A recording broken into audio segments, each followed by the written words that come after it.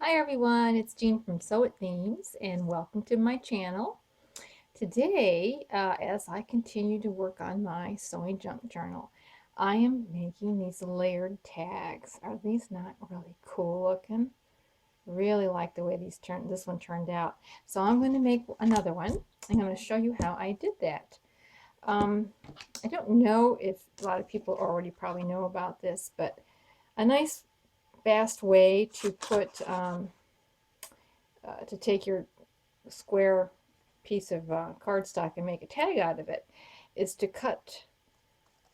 take an old card of some sort, credit card or gift card, and make the cuts there. And then you can cut off one side and then remember to flip it over and line it up with the side and the top. And then you have an instant pattern for another one. That's just kind of a quick way, to make the tag. Well, the first thing that I'm going to do is I'm going to put a little texture on the background of this tag. Now, there's people out there that have made these layered tags, and I'm just putting a different spin on it. I am putting on a sewing spin, and a lot of people will use words, something like that in the background. I am going to use this measuring ruler kind of stamp, which I think is kind of fun, being that it's a sewing project. And so, it's not that you want like a clear, perfect stamp. You just want, kind of this in and out faded um, type of stamping. Get some on this side here. There we go. Just sort of like that. Just so you can, just barely make it out. And you're going to cover a lot of it, so it's just a matter of getting some of the design down there around the edges. And then the next thing you're going to want to do is you want to go tear some pieces out that are going to fit pretty much inside the tag. And we'll be working on 3 different layers. And I'm using pages from the sewing book that had different, patterns on it and had the wording, the typing, that type of stuff. And you'll want to tear out a sheet that almost covers, the first layer is almost as big as your tag, maybe not quite, but almost. And tear the edges. And then if you want a little bit of distressing, now's the time to put that on. And I actually do both sides, and you'll probably see why in a minute. And I do both sides like that. And then you're going to want to crumple it up. So the paper you choose probably should not be real delicate paper. It probably needs to have a little heft to it. A lot of people use music paper, which is very cool, especially if you want to do like a shabby chic type of background. So once you get it crumpled up, and this is a kind of a waxy magazine type of paper, so it doesn't want it to cooperate real well there. And then you're just going to glue, but you're not going to glue to the edges. You're going to glue basically in the middle, leaving the edges open, because that helps it to give it that ruffled, sort of that ruffled fun look a little bit to it. And then you can use a bone folder or your finger, but you're just going to kind of like go in the middle, kind of leaving these edges a little bit more free. And then I go around and I just fold them in, because the idea is to have, aged paper that got a little curly on the edges. So we're just gonna go in there. And if you're, I suppose if you want to do something that was really grungy and you were adept to burning paper, that might look kind of neat to put that on the edge. But anyways, I sort of like do that. And then the next piece that you're going to choose is going to be a little smaller then let's go to a little smaller than the one you just tore. And so we'll just go back in here, and I'm going to sort of do a little bit more tearing. So there we go. Sometimes it's a little bit smaller.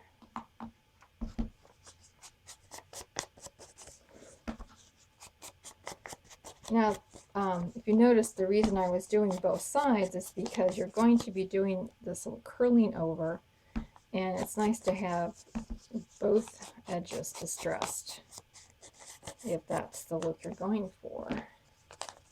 Okay, we're going to wrinkle this up here, and let me just put that on here. Actually, I think I'm going to do one just a little bit bigger than that one. So some of this is kind of trial and error, because you can always tear away, but you can't always put it back. And we'll just come around here. And 3 layers is good. Now, if you have really thinner paper that you're working with, you might want 4 layers, and it kind of depends on how much you can chunk up your journal. Now, with this binder one, I'm thinking I can probably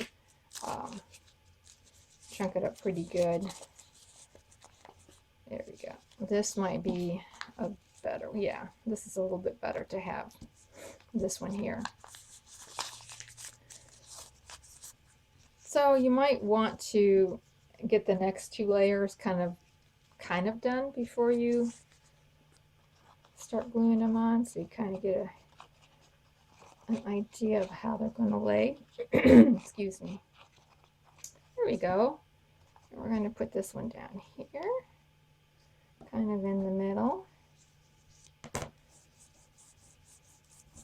Now, in places that it is covering up the first layer, then that's where you can start bending in a little bit more. And you can do a little bit more tearing if you feel like you need to do that. Okay, there we go. And we'll just sort of scrunch it in. Now this paper, because like I said before, it's got like a waxy coat on it, so it's just a tad stubborn. So I am going to glue down some of these places that I've done it in, just a little bit like that, just a little bit, just to make it behave. There we go. There. And so now we'll put one more down here. Let me just tear this off a little bit more. And scrunch it up again.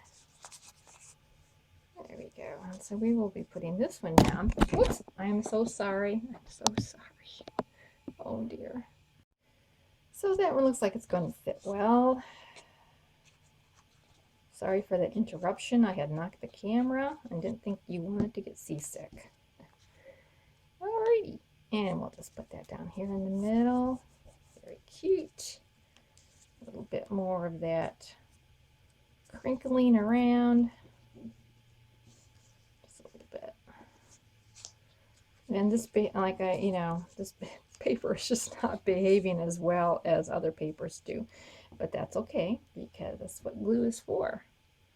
It's to go in there and make paper behave. Let's put a little bit in there. Okay. So now for the one that I did here, I put in a digital download from Christy Art.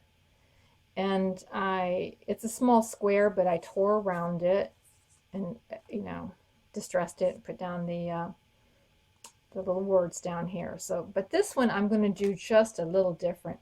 I got this package of retro fabric, and somebody a long time had cut out these little 4-inch squares and was going to make a quilt, obviously. And this is just such gorgeous stuff. It's so retro. Anyways, I am going to put that down here in the middle of the page,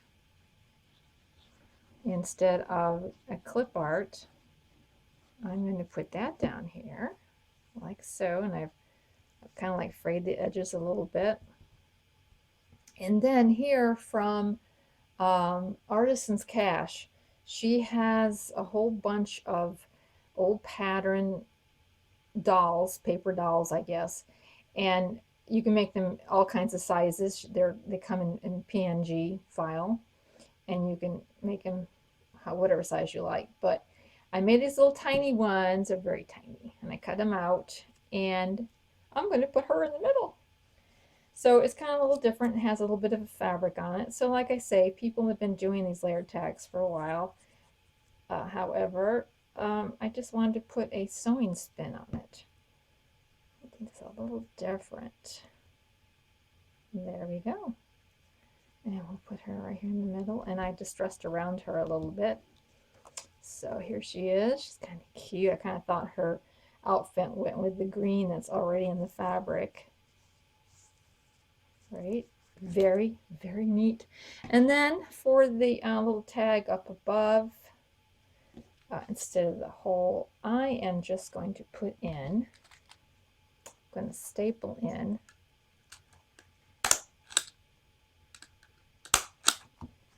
this tag. So here we are, and there they are. These are so fun. So this layered effect is really kind of is a lot of fun. You can do all kinds of ideas behind it. You know, like I say, music sheet paper is really cool. This would look, I think, really neat if you had like a paper that was sort of like a deli wrap paper that was brown, not real thick, not necessarily craft paper, but something that looked like it but was a little thinner. That would look really cool around here. So, and then, you know, for the background, you could put prints, you could put designs, you put some damask on the back of it. So anyways, here are these two tags. They were so much fun, and thank you so much for watching. And I am going to continue in with my sewing journal, and we will see you next time. If you want to see what more I do, please subscribe down below. I appreciate each and every one of you. Just really do appreciate you, and I do thank you so much for viewing. And so have a crafty day. We'll see you later. Bye.